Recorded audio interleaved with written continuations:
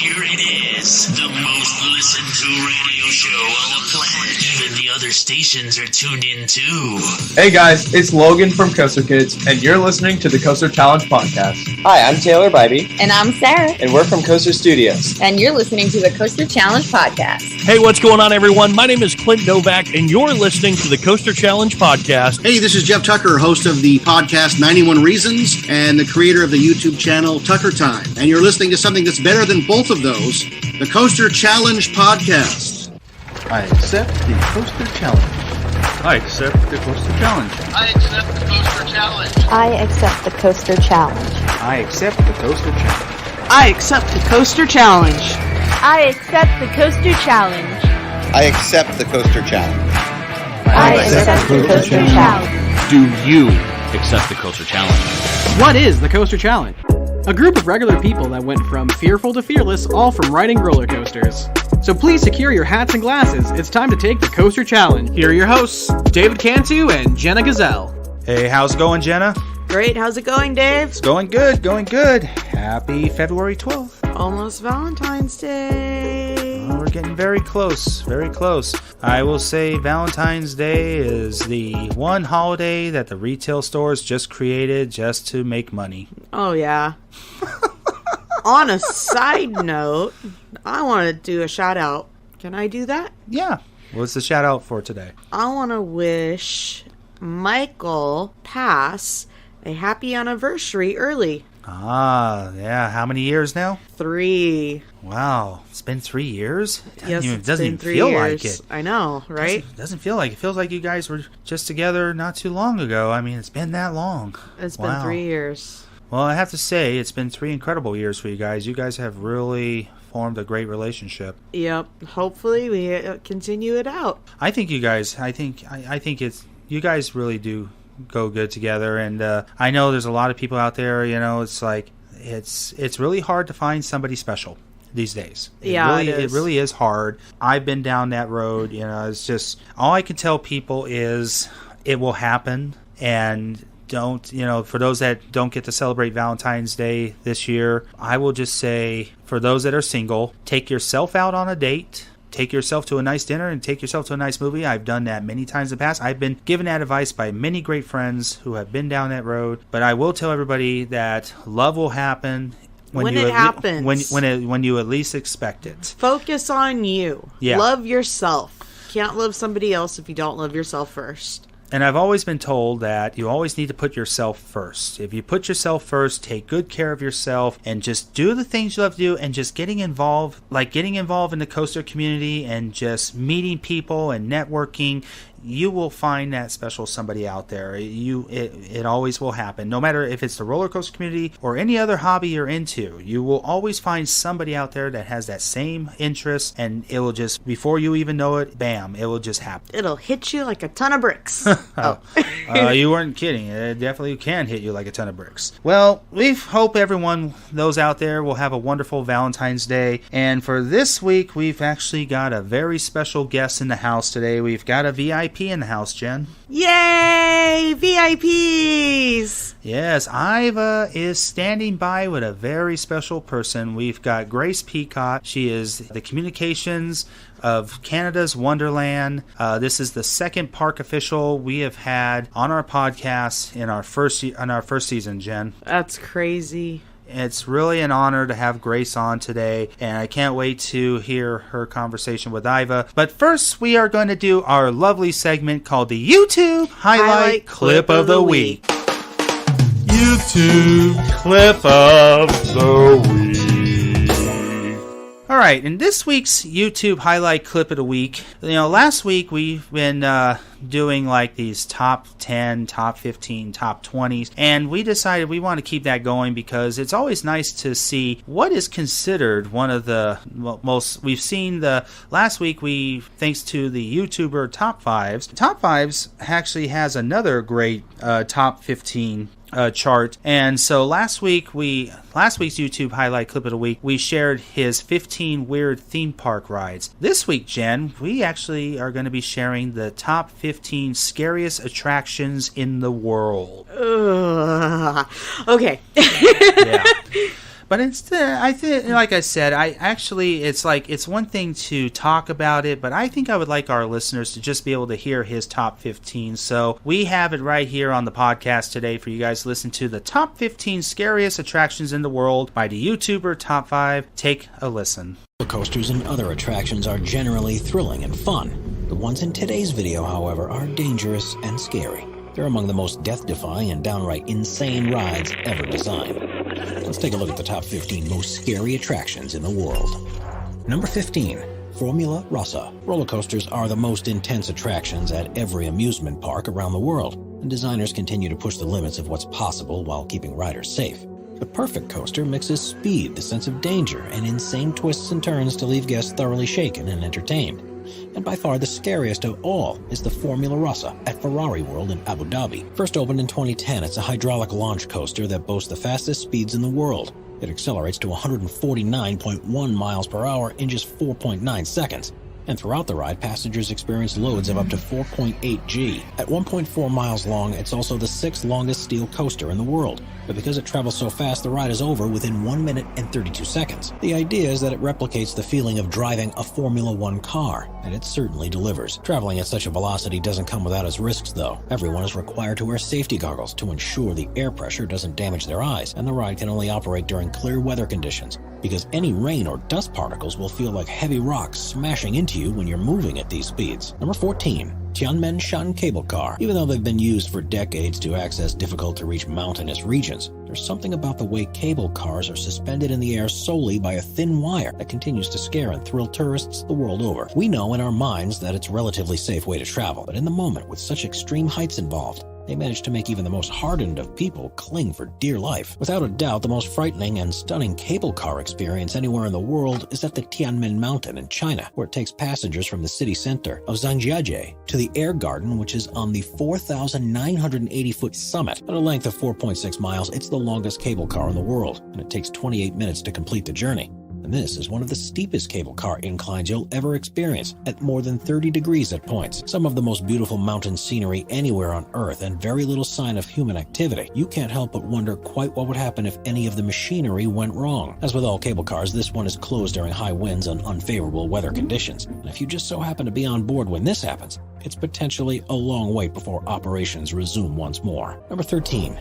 Insanity. Las Vegas is one of the most popular tourist destinations in the world, attracting people from far and wide to take advantage of the range of attractions and shows that are on offer. But if the excitement and fears of the casinos aren't enough for you, then you should visit the northernmost resort on the Strip, the Stratosphere, which has some of the most frightening rides on Earth. It's the second tallest observation tower in North America, but it's not content with the fright of offering visitors panoramic views of Sin City. At the top of the structure, you'll also find several rides which hold you out over the edge. Probably the most gut-wrenching of all is appropriately named Insanity. That is a spinner ride where guests sit on a claw-like arm before being rotated beyond the side of the building, and then spun until they can't take it anymore. At a height of 900 feet above the ground, this is definitely not one for people with vertigo, and there have been several occasions since it opened in 2005 where, due to mechanical failure, people have become stuck on it for more than 90 minutes. Also featuring a roller coaster and vertical drop ride, it's no wonder that the Stratosphere has become a popular addition to the Strip for extreme ride enthusiasts, and why it's often said to be one of the scariest attractions in the world. Number 12. Kilimanjaro Waterslide. Named after the tallest mountain in Tanzania, the Kilimanjaro Waterslide at the Aquasquentes Country Club in Rodovia, Brazil,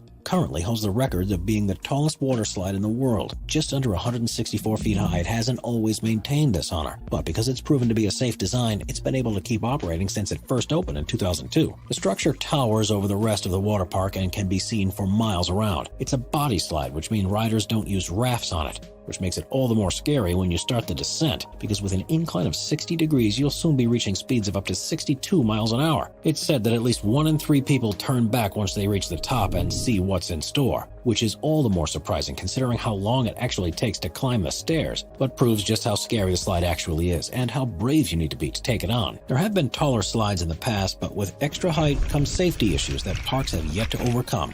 So it's likely Kilimanjaro will remain the biggest water slide for many years to come. Number 11. Volcano Boarding. Since the invention of skateboarding, people have been looking for other ways to enjoy the thrill of using a board to move at fast speeds and perform tricks. And while you have heard of wakeboarding and snowboarding, Have you ever heard of volcano boarding before? It has its roots in sandboarding, which became popular in the 1970s and 80s. But with the added complication of steep slopes and the volcanic surroundings, it takes the danger and thrill to a whole new level. Because you need specific conditions for it to be possible, there are only a couple of places around the world where volcano boarding is possible. And the most popular is on the slopes of Cerro Negro in Nicaragua. Riders climb the steep slopes with their plywood boards and then slide down the side, either sitting or standing, along the smooth volcanic sand. As it's an active volcano, extreme caution must be taken, and riders are required to wear safety gear to prevent injuries.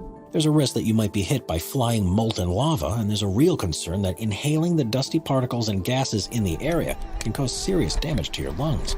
Still, there's no extreme sport quite like it, and it would surely be more popular if there were more volcanoes where it could be done. Number 10. Blaukran's Bridge. While various communities around the world have used methods similar to bungee jumping for centuries, the modern-day activity like we think of it first took place in the late 1970s by a group of extreme sports enthusiasts from Oxford University.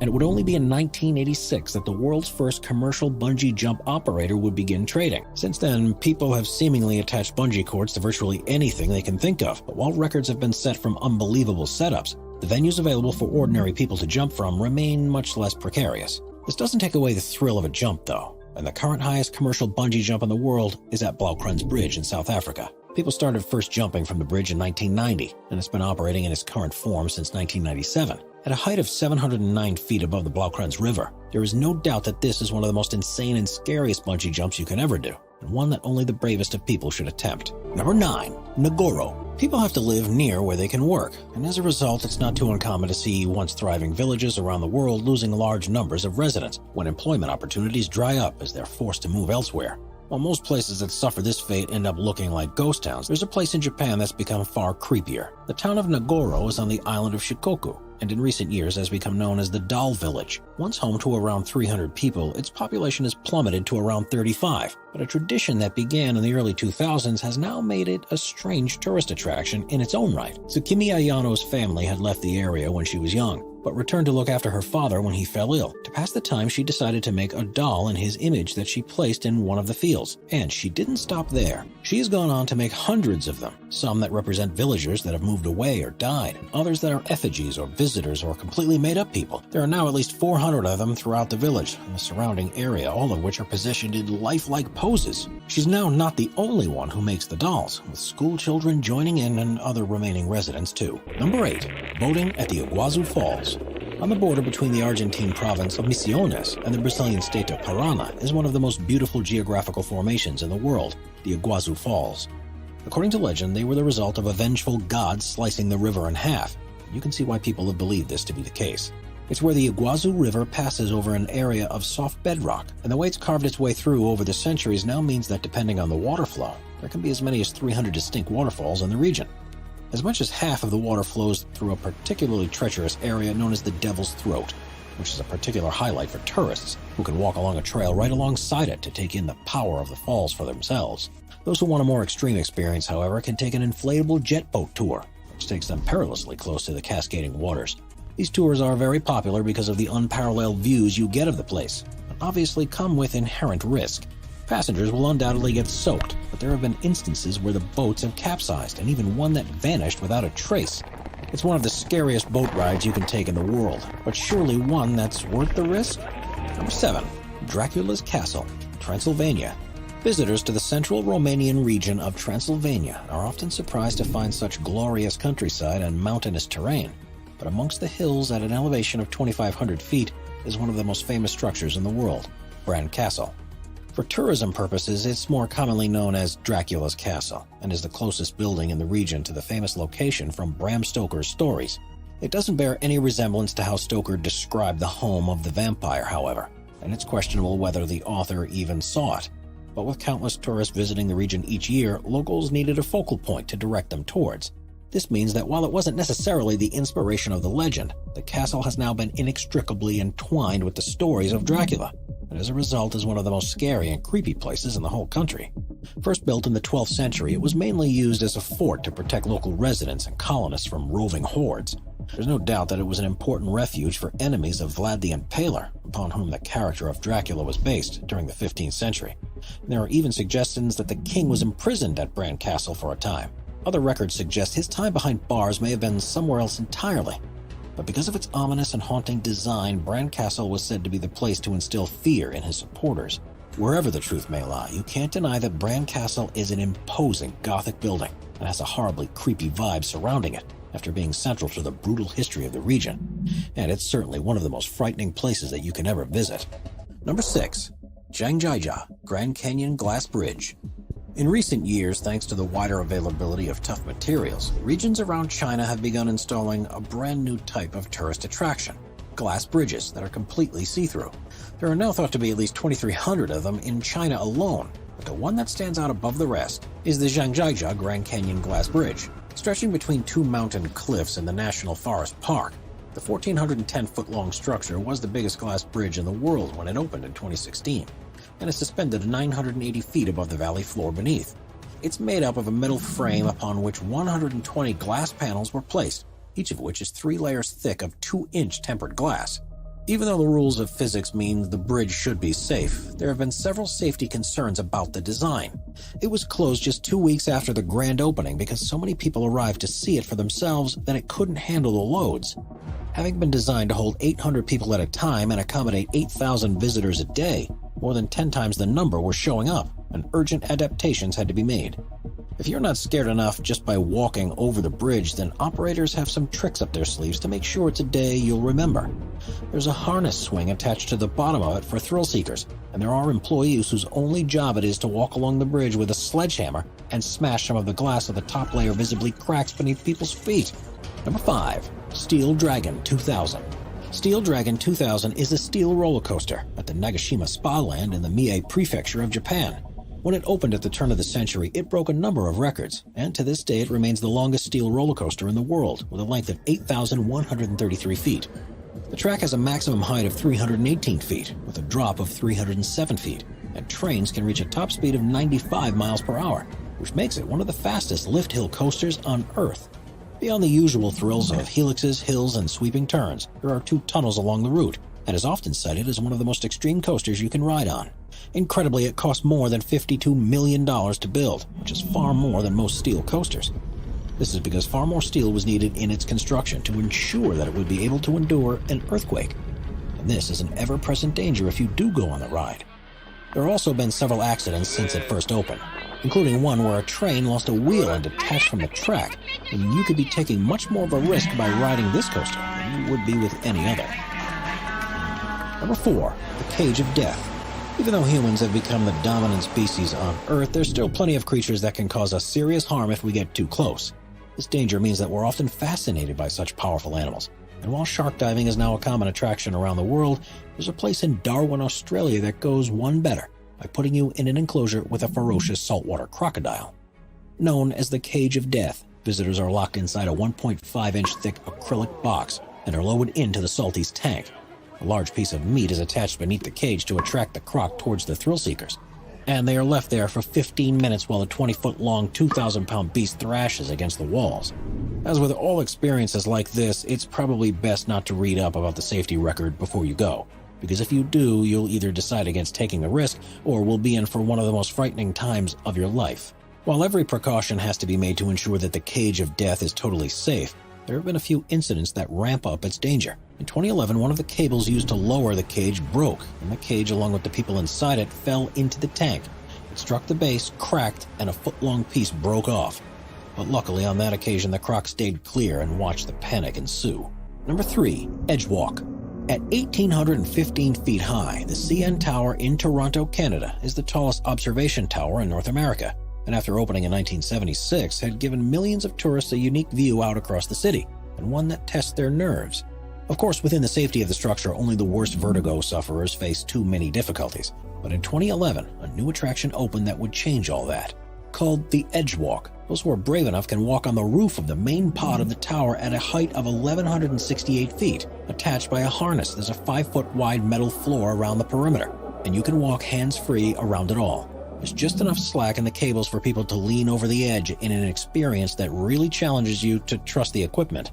Unsurprisingly, Edgewalk is only open during certain times of the year during calm weather, because the tower is often subjected to strong storms and covered in ice, which would make it far too dangerous, even with a safety harness. It's now become one of the most popular attractions in the city, and definitely one of the scariest things you can do there. Number 2, Mount Hua. Located in the Shanxi province of China, Huangshan is one of the 5 great mountains of China, and has long been the site of religious significance. With 5 peaks, it reaches a maximum height of 7,070 feet above sea level, and there are a number of temples and structures over its slopes that attract visitors. If you want to climb the mountain, you can, but you'll be in for a terrifying experience along what is often described as the most dangerous hike in the world. There are narrow pathways, a frightening walk along a steep cliff on wooden planks without safety harnesses, and unpredictable weather patterns that can reduce visibility and cover the area in water within just a few minutes' warning. With increased tourism to the area and reports of fatal accidents, authorities have worked to improve the overall safety of the hike.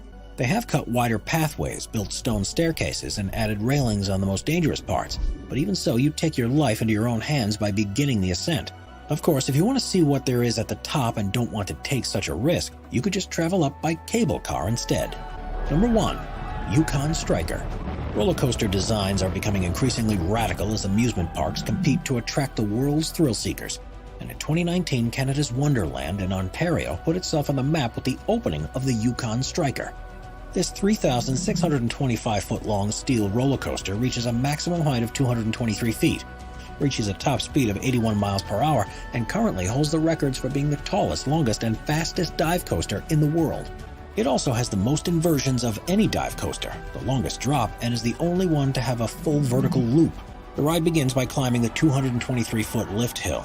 Once at the top, the train hangs over the edge of one of the 90-degree drop for a few seconds before plummeting 245 feet into an underwater tunnel where it reaches its top speed.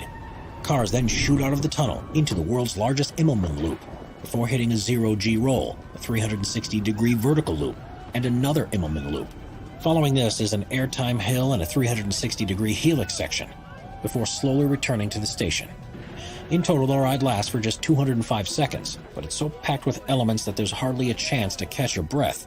The Yukon Striker immediately became the scariest and most thrilling dive coaster on Earth, and is one of the best steel coasters of any type, and it surely proves that there's still a long way left to go in terms of roller coaster designs and the limits that can be pushed. It makes you wonder, what's coming next? Wow. All I can say, Jen, is wow. How would you like to go visit a volcano and go volcano boarding, Jen? No. I've never seen anything like that before, ever. I've never knew anybody would like to go almost like snowboarding down a volcano of a bunch of lava ash. Yeah, no. I don't know what's wrong with these people, but no. I will say there were some pretty crazy, and I would say would be scariest attractions, and for those that want to face their fears, these would be some pretty ideal things to do. But that one in China, the cable car, oh my goodness, those canyons. That is the longest 28-minute cable car ride. Just better hope that cable don't snap. That gave me chills. Yeah. I don't know about some of those ones. I will say that they mentioned Formula Rossa. I have a lot of coaster friends that have actually been to Abu Dhabi and have been on that. They say it's a really awesome ride, and I think this is something Mike would really enjoy doing. Oh, yeah. He can't find a roller coaster here in the U.S. that's fast enough. I could so see him on that one. Well, I know he wants to ride King Ka this year, and I know King Ka would probably technically be the fastest launch in the United States, but yeah, if he wants to ride the fastest one in the world, he needs to go down to Abu Dhabi and do 150 miles per hour in 4.3 seconds. Formula Rossa, I know quite a few friends have ridden it. I really want to ride it someday, but I feel like if I'm going to go that far part of the world, I need to go with somebody who's been in that country. Right. So. I'll give that one to you. You can take him on that one. Not my cup of tea right there. No, I'm good. But I think the most interesting one is that castle in Transylvania, Dracula's castle. Yeah. I want to go there. It looks like a really amazing castle. I want to go to Romania. My niece Rose is from Romania. She wants to take us there one time, but I would really love to go there. Another interesting one, I think I would do okay. It would be that in China, that glass bridge. I don't know if I could handle that one. I don't know, but I mean, it's pretty amazing that they have that. I find it very funny that the last clip of that, they showed the glass breaking, and the guy like literally jumped up, holding on to the side of the walkway, because it was just like as he's walking, the glass is cracking underneath him.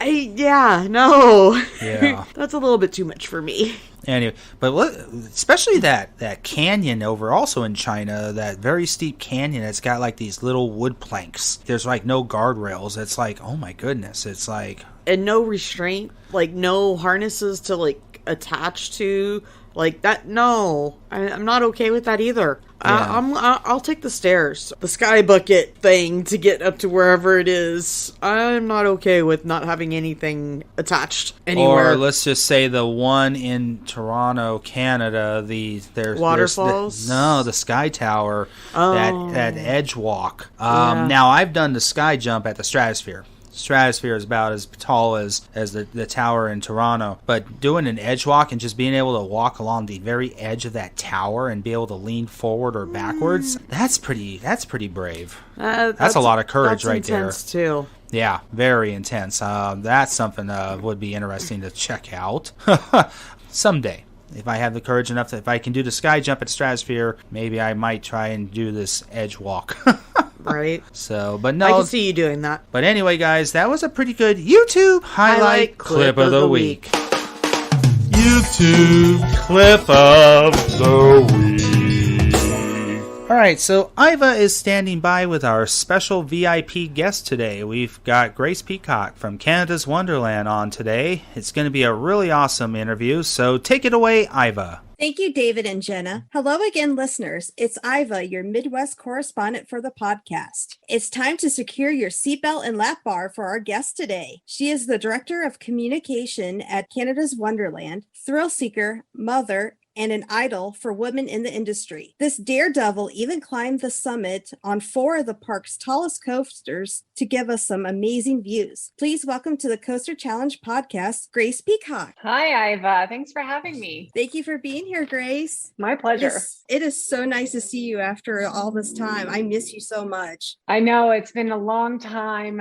It's felt like forever since the end of 2019, but I think the light is at the end of the tunnel. We can see it. Yes, I'm just waiting for that border to open so I can come up and see you. That's right. Soon, very soon. So for our listeners who don't know who you are, why don't you introduce yourself and tell us a little bit about you, Grace? Sure. Yep. So as you mentioned, I'm the Director of Communications at Canada's Wonderland. I've been with the park it'll be 4 years, and I love what I do. I live in the area where the park is. Grew up around here. I grew up going to the park. I was at Wonderland when I was a little kid. I spent my summers there when I was a teenager with my seasons pass. And then now that I'm a parent, I'm coming back to bring my kids to the park all the time. And so it really feels like it's been a part of my life the whole way through. And I think that's the same experience for a lot of our guests that I hear. So it's really special to be able to sell fun in the way that I do, right? So I consider myself very lucky to have this position to do what I do. Yeah, and Cedar Fair is all about fun. We sure are. It's a serious business.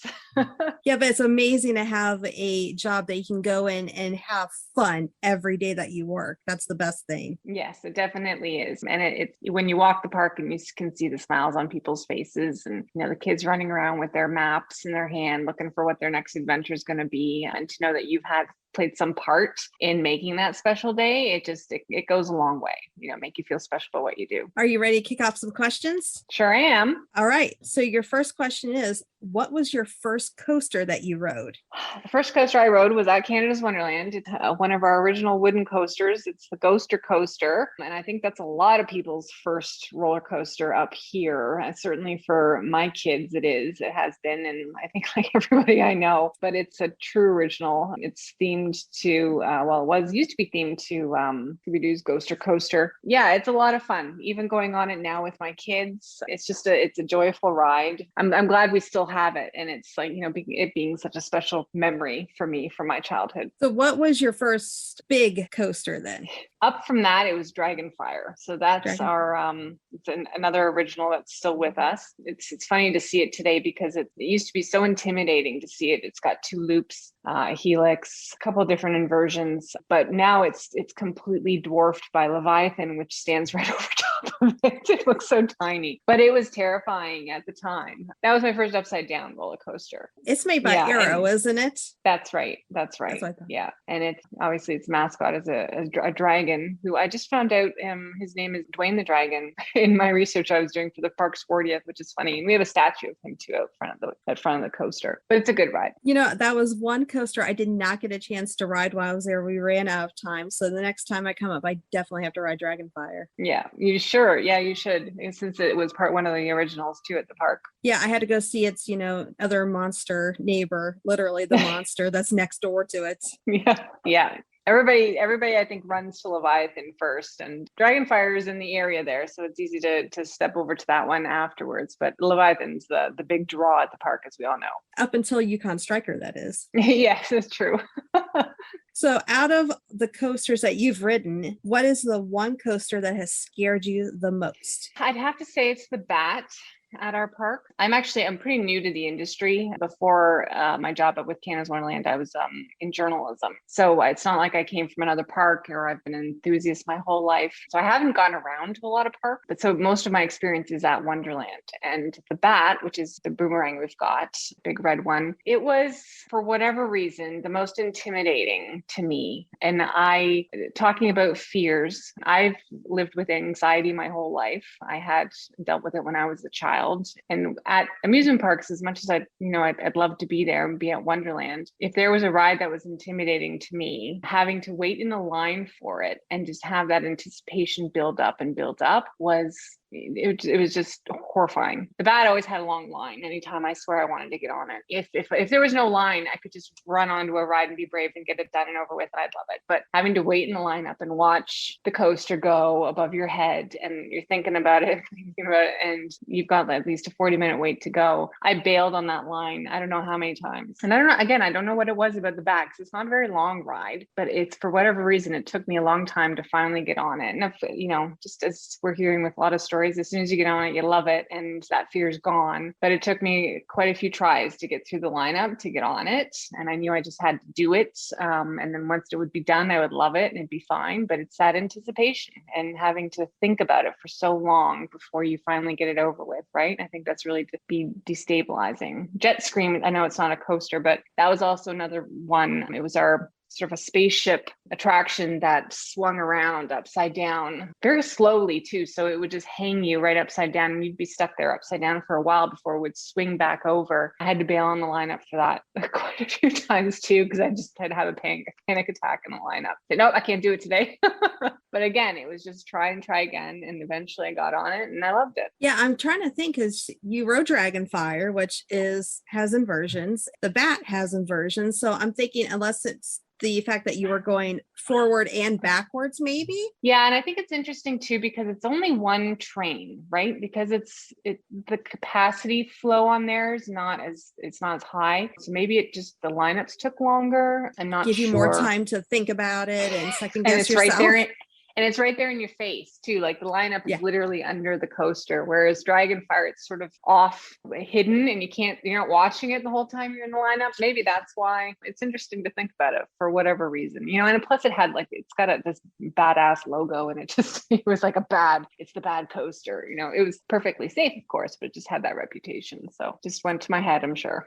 Yeah, I'm looking back at all your rides that you've got. A lot of the queues are kind of hidden, so you can't really see the coaster. I mean, obviously you can with, some of the bigger ones like Yukon Striker, Leviathan, Behemoth that are right there. But, with your Guardians of the Mountain and Vortex, some of them are kind of hidden, so where you can't see the coaster layout as much as you can with, the Bat and, like I said, the bigger ones too. Yeah. So and that may make a difference. Yeah. So you kind of don't know what to expect. Whereas the Bat, it's like, oh, this goes forward, backwards and everything. Yeah. And you've got to be thinking about it constantly while you're waiting every minute in the lineup. Maybe that made it worse. I'm not sure. That's always one of my favorite things too, going to a new park. When I went to Canada's Wonderland for the first time, is I didn't go and check out the POVs or anything before I went, because I wanted to be surprised at what I was going to be experiencing. So that was one thing that I didn't want to do, is take that initial surprise away from everything. Yeah, that's right. Yeah, if you wanted to, you could research everything and learn everything you needed to know about what the experience is going to be like. And maybe some people like that. But yeah, I think I'm with you. I would rather just be delighted by the surprise and not have to think about it too much. Yeah, in fact, I remember when my husband and I were in line for Guardians, we were getting ready to board the train, and all of a sudden we kept hearing screams, and we're like, what the heck is going on? And then they'd be coming out of the ride, they'd be all laughing and stuff, and we're like, what? Why are we screaming and then laughing? Well, then we rode it, and I'm not giving any spoilers away, because if no one has ridden this ride yet, we figured out why people were screaming there, and we're like, oh. Yeah, there's a little surprise at the end, and I'm glad that you didn't spoil it for yourself before and read up on it or anything, because it's worth the surprise. So going back to the bat, how were you feeling when you were approaching the station? Well, again, it was dealing with that anxiety has always been a challenge, and as I got older, you learn to talk about it more, and which always helps, and accept it, but also learn your own coping mechanisms, and just dealing with all that makes you stronger, I think, in being able to overcome it. But at the time, I wasn't talking to anybody about anxiety. So if I was with a group of friends, and I think I was probably in my teen years when I was trying to get onto the bat, you got peer pressure. It's the group's going to go on. Maybe a couple times I might have gone like with my father or something. And that might have been actually when I made it on, was when I was with my dad instead of with a group of friends. But, I would get intimidated, maybe just decide I wasn't going to go on and make some excuse about not going on. And I think it was always worst when you were with friends, maybe that weren't very close to you, and you're trying to impress them or something. And it's just, I don't want them to know I'm afraid. So there's a lot going on in a person's head, when you're dealing with all that, and you're there, you're supposed to be there just having a fun day. But when you're dealing with something like anxiety, and you've got that difficulty in getting on a ride, it can be really challenging. And so approaching the station, I'm sure it was just am I going to make it through this time? I don't want to look at the ride because it's going to make me feel worse, but you want to also just get it done, right? Because it's like, after a while, you're challenging yourself, and that once you're on it, it's going to be great and you're going to love it. So it's just a matter of pushing through. And I honestly can't remember when it was I actually did ride the bat, but it took some time, and it always helped to try to get my mind off of things too. That's the other, I think the bat was difficult because it's right on top of you, but in talking to your friends or discussing something else, or just trying to pass the time. Like back then you didn't have cell phones, so you could play games on while you're in line, but I would totally be doing that today. That would be an easy distraction, or texting with friends or something. Kids these days have it easy because they've got more distractions, I think, available to them. But yeah, it was just a matter of, okay, what can I do to get my mind off of the fact that I'm really freaked out about getting on this ride? And sometimes it wouldn't work, and I'd have to just leave the line and be like, nope, I'm not doing this today. See you guys at the end or whatever. But yeah, it's just trying to juggle that and get your mind off of it and get close enough to get on the thing and get it done. So how did you feel once you rode the bat? Oh, amazing. Like asking myself, why did it take this long for me to get on it? It's almost silly. But then it furthers your resolve. The next time you're in another line for another ride or in another situation where you've got anxiety, it's like, I know I overcame that. I did it, and I felt great about it, and I felt a little silly, and I'm going to, promise myself, I'm not going to let myself get so hung up over the anxiety that it's going to prevent me from doing something awesome again. What a waste of time. Yeah, it was great. Loved it. I've been on it lots since, obviously. Yeah, and it's a great ride, and I was happy to overcome it. So have any of the newer coasters scared you that the park has received? It's funny because I look back on my experience being a guest at the park, thinking about how I used to hate being in lines and whatnot. And I don't know if it's just because in the past 4 years I've been on so many rides because of what I do that that fear doesn't exist anymore. I'm super excited to get on a new ride. Like when Yukon Striker was built. And fun fact, I was the first screamer that Yukon Striker ever had.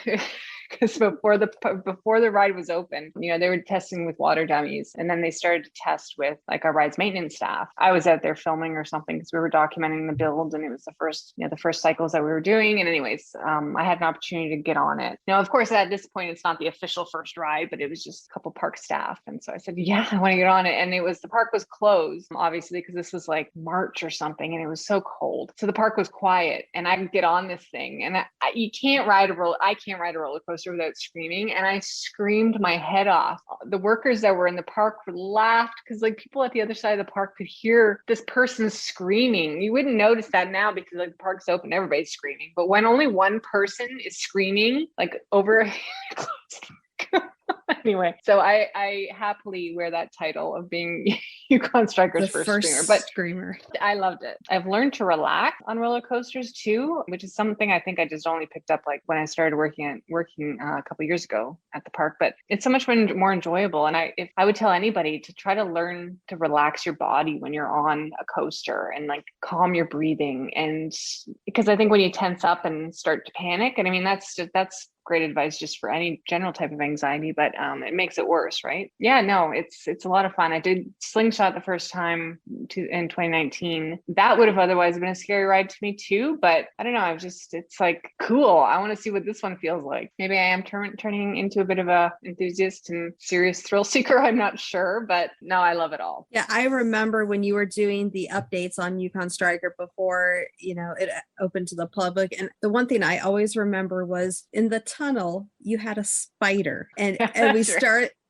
everyone started nicknaming the spider Yuki. I remember that. It's like we had our little mascot for Yukon Striker was Yuki the spider. Yeah, that's right. I was down in that tunnel so much when we were doing the construction, because like when they started to put the drop together, it was super cool to see the pieces come together. And yeah, and there was this, because it was open and I guess it was undisturbed, there was this massive spider's nest and this cool spider. And I think the photo still exists somewhere, maybe on my Twitter feed, but yeah. And she was there every day. It was just like, hey, what's up?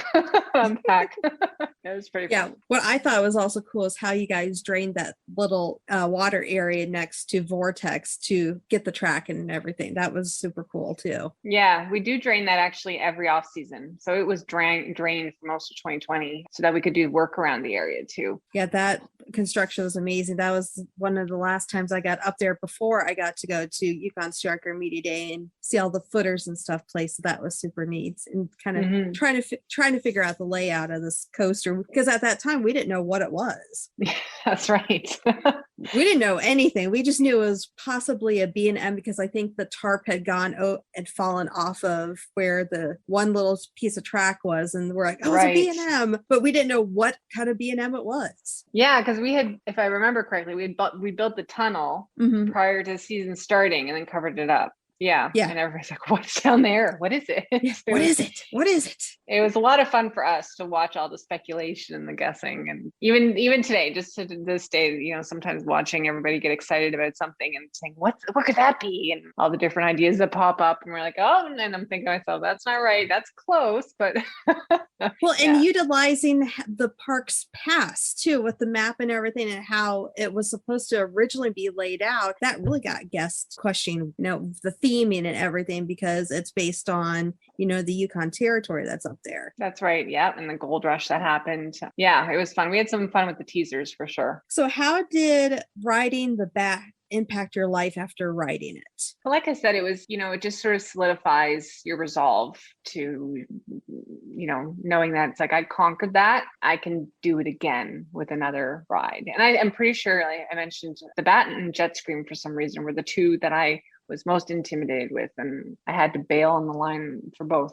many times. And I'm pretty sure I conquered both quickly within like the same amount of time. And I think it was because I did one and I was like, I'm going to just get this done and do the other one. And again, it's just further drives you, every success you have makes you stronger and you push harder. And so, yeah, I just sort of started to see the park. If there were any other intimidating rides, which I can't recall at the time, maybe Flight Deck or Top Gun at the time, it was just easier to get on them. So with as many people as you've ridden with coasters, you've got to have a crazy moment. So can you share with us what's your craziest moment on a coaster or a ride? It doesn't have to be a coaster. Arthur Levine came to the park in 2019, and he wanted to do a story about all the coasters, and he wanted to ride all the coasters in one day. And I was like, okay.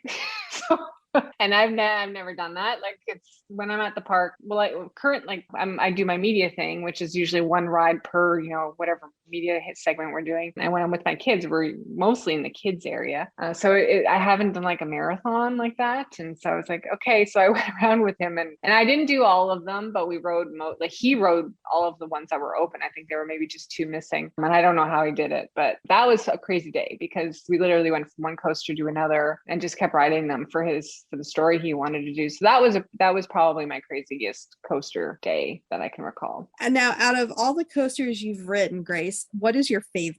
Oh, it's got to be Yukon Striker. I think not only just because I love the ride and, all the inversions and that 90-degree drop and the view that you see too, but it's the first coaster I've ever seen built from nothing, and just watch the entire process of it being constructed. I was out there a lot with my team during the winter months, documenting the build, talking to the crew, and just to see what goes into the construction of something like that was amazing to me. Yeah. And it was a lot of fun. So I feel like sort of a kinship to that coaster because it was like the first that I ever saw built, got to witness its creation. So once it was open and people loved it, you kind of have the sense of pride, and everything that your team at the park has done and all the different tradespeople that we had in helping to get that done, the work B&M did. And yeah, so it's going to hold a special place in my heart for a long time, I'm sure. Okay. So with Yukon Striker being your favorite, what is your least favorite coaster? Oh, I know. I was trying to think about this. Like I said, I haven't been to many parks. So my experience is a little limited and I hate to pick on my own park. I've never been on Time Warp. I don't think I would enjoy it. I'm getting older. Like, I'm just going to blame my age and not the ride. And I don't know that I would enjoy it. And I know that Flight Deck used to be one of my favorite coasters when it was Top Gun. And I swear it was the coaster everybody wanted to get on. Every visit we went, standing in that lineup and listening to, Kenny Loggins' Danger Zone in the queue line. And they had these like themed tunnels with like props and stuff from the Top Gun movie. And I don't know how many days I spent, in that lineup getting on Flight Deck because it was just the best for Top Gun at the time. But I don't think I'd ride it now if I had a choice. That's probably all I'm going to say about that because I'm starting to feel bad about dissing my own parks coasters. Well, it's an SLC, so it's, SLCs kind of have a bad rep, not just at Canada's Wonderland, but at any park too. Yeah. And I think that's why I didn't ride it, because I had ridden some SLCs and just the comforts on those rides are not very great, because I usually have like the head banging and just the roughness of everything. So I think that's why I kind of skipped it.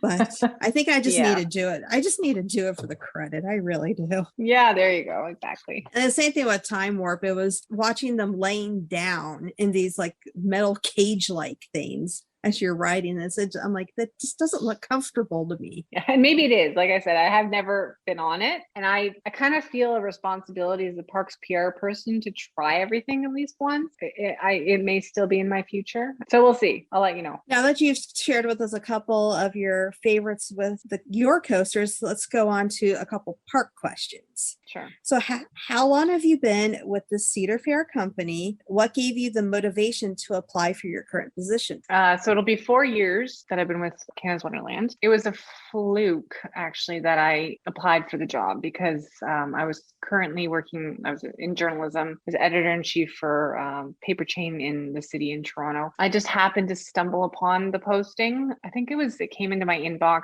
through one of those job sites, and I wasn't really looking, but as soon as I saw Canada's Wonderland and communications director, like journalism and communications are kind of synonymous, common for people to jump from one industry to the other. there because it was Wonderland. And that, as I've mentioned, it's been such a special part of my life. And it's also like 10 minutes from where I was living, and I was doing a huge commute at the time. Anyway, I had to apply. I knew I had to. And because I just thought it would be so fun, to do that job and to work at an amusement park, the park that I've loved so long since I was a kid. Yeah. And I think it seemed like such a dream job. I just thought I had no chance of getting it.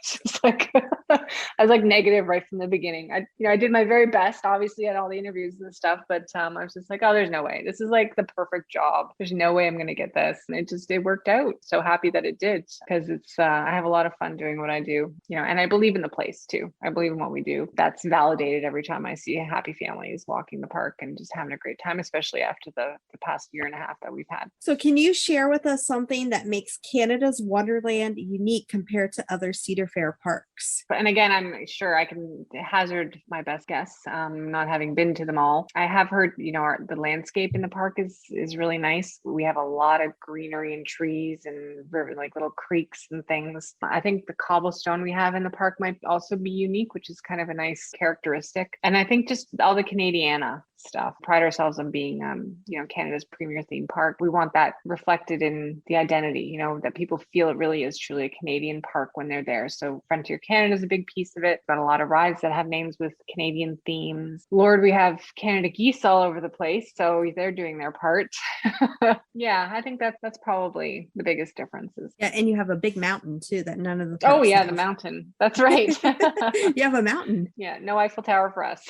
No Eiffel Towers or That's right. carousels. How many Cedar Fair parks have you been to, Grace? Only Cedar Point and Carowinds at this point. So I've got some traveling to do when traveling becomes easier. And again, I think with my kids getting older, we're going to be doing a lot more of that. So it'll be good to get out because we can actually go on the bigger rides when we're at those parks. Is there a certain Cedar Fair park that you have like on a bucket list that you are dying to go to? I definitely want to get to Knott's, Kings Island. The history buff in me too wants to get to Kings Island because we were modeled so closely after them, and a lot of our early marketing materials, like from our opening year, because we wouldn't have had a chance to create any of them. A lot of it was Kings Island content. So it'd be interesting just to see from a historic perspective, similar architecture and whatnot. Those two are probably pretty high on my list. No Keen's Dominion? You know what? I want to get to all of them. Like, to be honest, I want to get back to Cedar Point to actually ride the coasters because, again, my kids have been too young. And so it's like, I feel like it's almost it's fun for them to like go on the kiddie rides, but it's almost a waste for me to not be able to get on coasters when I go to a park. So I have to do a proper Cedar Point trip as well. Now, what is the key to success when communicating with your guests as the director of communications? Well,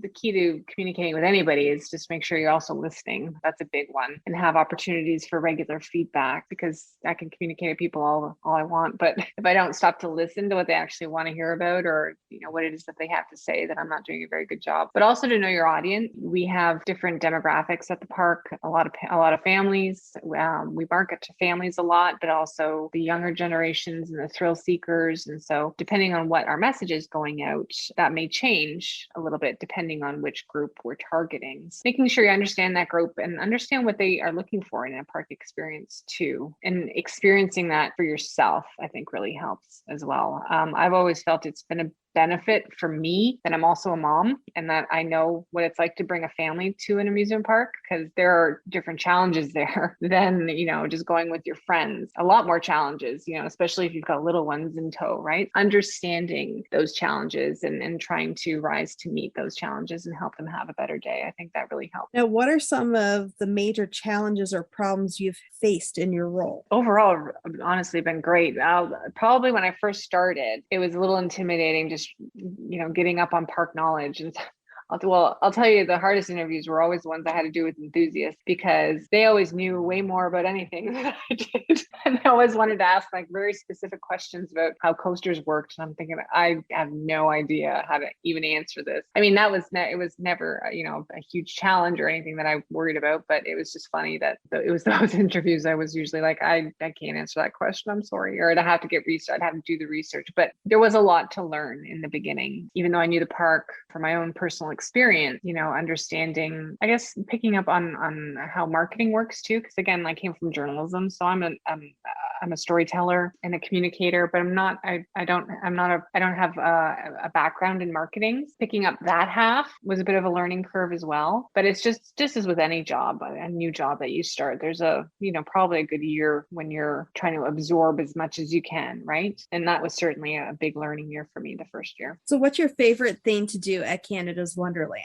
Besides, enjoy a day as a guest with my family, again, because it's so cool to remember the memories that I hold most dear to me from my childhood and to see my kids making their own. That's super special. But I think also when I'm at work, just getting out and walking the park and people watching, particularly around front gates when they just get in and the kids grab the map, they're opening them up and all excited and pointing to where they want to go first. And, they've got this jump in their step and it's just the look of, anticipation. And I don't know, it's just, they've got a great day ahead of them, and it's fun watching that and seeing that. And like I said before, just reminding myself why I'm here. It's pretty enjoyable. So Grace, the mission of Coaster Challenge is we're on a mission to help people throughout the country and around the world be able to break their fears, not just by getting on a roller coaster, but trying to help them break their fears that impact their lives we want to help them live better lives. Yeah. And the way how the pandemic has been this past year, it has really showed that there is still a lot of fear in this world, especially in the United States, and I'm pretty sure in Canada as well. What advice could you give to those out there that are listening to this podcast that can help them be able to break their fears, to help them live better lives? What advice could you share with them that you have gone through in your life? Sure. Well, as I mentioned, I've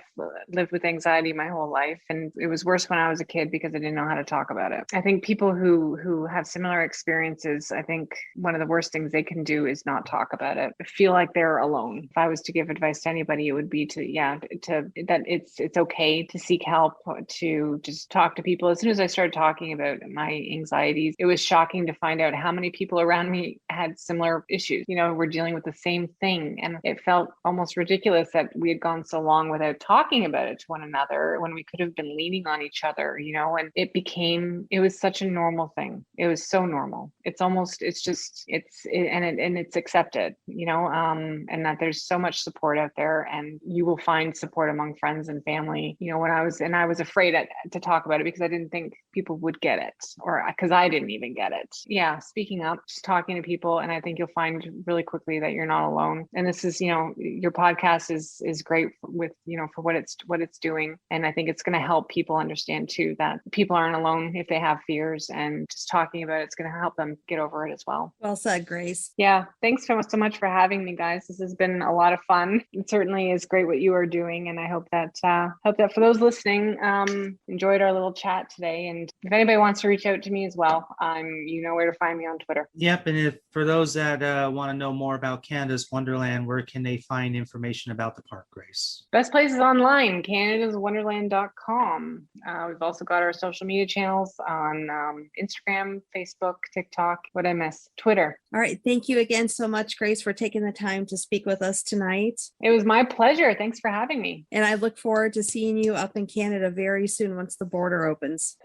Sounds good. All right. We'll go on some coasters together. All right. Sounds like a plan. Thank you so much. All right. Take care. You too. Thank you, Ivah. Thank you, Grace. Jen, that was a pretty good interview. It was. It's really, really cool what she shared with all of us today about Canada's Wonderland, and also learning a few really good things too. Right. So. I like that she's how she just happened to stumble across becoming the communications for the park. Yeah. Oh yeah. That's pretty sweet. It's a lot of park officials that I've met that have told me that when they started working at the theme park, that they were only doing it for a short period of time, and then all of a sudden they have just grown to love it, and now they've taken on even bigger positions with the company, which is pretty amazing. It's really hard to find jobs out there that you can just be in love with and just be able to grow with. Sink your teeth into. Yeah. That's what comes to mind for me. Yeah, exactly. It was a really awesome interview, guys, and yep, we are getting closer and closer to our season finale. We're going to be down to our final 6 episodes here on the Coaster Challenge podcast. I hope you guys will take the opportunity to take a listen on these every Friday. But Justin, how can they find us all on social media? If you enjoyed today's episode, be sure to like and subscribe wherever you get your podcast.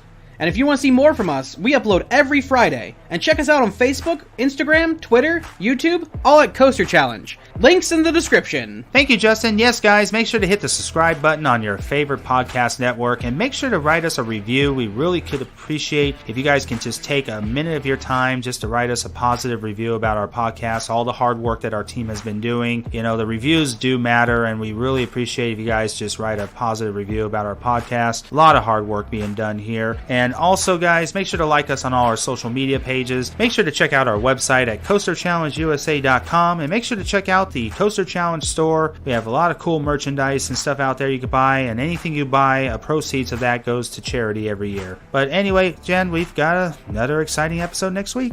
Woohoo! Yep, so we hope you guys will be able to tune in with us next Friday right here on the Coaster Challenge podcast. But until then, this is David Cantu. This is Jenna Gazelle. We'll see you all next week. Bye. Right here. Bye.